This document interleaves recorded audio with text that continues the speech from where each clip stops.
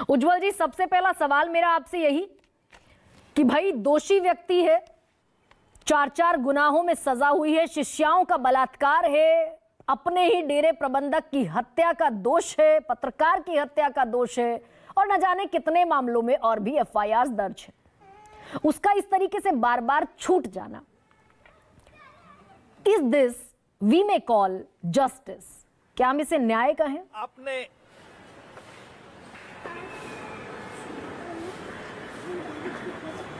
नहीं, बिल्कुल नहीं न्यायिक है। मैं ये बात जरूर मानता हूं कि हर कोई मुलजिम को कुछ सजा भुगतने के बाद उसके राज्य के नियमानुसार कुछ रजा मिलती है, यानी पैरोल मिलती है। लेकिन जिस प्रकार ये बाबा रहीम को बार बार हरियाणा सरकार इलेक्शन के बैकग्राउंड पर अगर छोड़ती है तो मुझे लगता है कि ये पैरोल मिलना सारासार इसका गलत इस्तेमाल है। ये मखौल भी है क्या न्याय का, कि मजाक हो गया है न्याय एक तरीके से?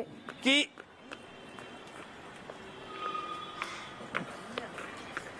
एक बार जरूर है कि अगर ये उन्हें बार बार पैरोल मिलता है तो पीड़ितों को पूरा कानूनी हक है कि उसे चुनौती दे, क्योंकि उनके खिलाफ और कई मामले पेंडिंग है।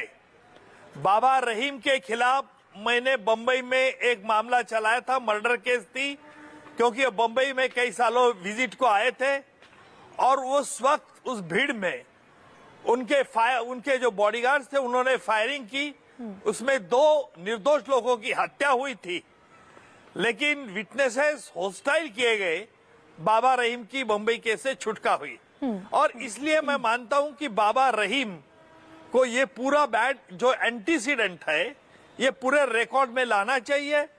पीड़ितों को कानूनी अधिकार है, लेकिन अगर ये पैरोल का गलत तरह से इस्तेमाल किया जाता है तो उसको चुनौती देना बिल्कुल जरूरी है। लेकिन सर, जब इसमें राजनीतिक संरक्षण शामिल हो जाए, पॉलिटिकल गेम शामिल हो जाए, तब कितना आसान और कितनी मुश्किल हो जाती है ये लड़ाई पीड़ितों के लिए, जो गरीब हैं, जिनके पास बहुत एसेट्स नहीं है, बहुत रिसोर्सेज नहीं है। राजनीति का शामिल होना इस सब में, कि हरियाणा सरकार खुद एडवोकेसी करेगी कि वो सीरियल किलर नहीं है।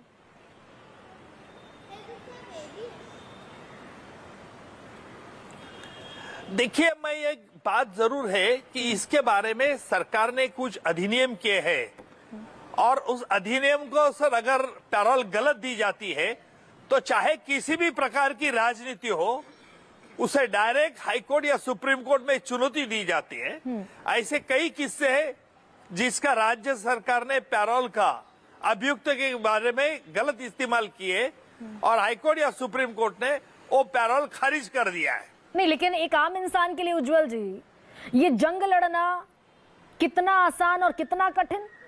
जी नहीं, बिल्कुल कठिन है। एक आम आदमी के लिए तो बिल्कुल कठिन है। और कठिन इसलिए है क्योंकि उसको जो डर है, मुझे पूरी तरह से मालूम है कि सच्चा डेरा का गुरु ना बाबा रहीम, इनकी क्या ताकत है और किस प्रकार वो डरा सकते हैं। इसलिए अब आम आदमी के लिए ये बहुत मुश्किल की बात है। फिर भी मैं ये कहूंगा कि कोई भी एक लेटर के माध्यम के द्वारा से कोई भी गुहार लगा सकता है और उसको हाईकोर्ट सुप्रीम कोर्ट उसको पिटीशन टर्मिनेट कर सकता है और उसको पिटीशन में कन्वर्ट कर सकता है। लेकिन सर, एक और बात है कि भाई दोषी सिद्ध होने के बावजूद, और मैं स्पेसिफिक नाम लेकर बोल रही हूं, दोषी सिद्ध होने के बावजूद हरियाणा के मिनिस्टर्स, कैबिनेट मिनिस्टर्स साथ खड़े हुए नजर आते हैं। फंक्शंस में गुरमीत राम रहीम के साथ खड़े हुए नजर आते हैं। ऐसे में कौन ये साहस या दुस्साहस कर पाएगा? सीधे सरकार जिसकी मुट्ठी में हो। ये आप सही कह रहे हैं, लेकिन किसी को तो चुनौती देनी होगी।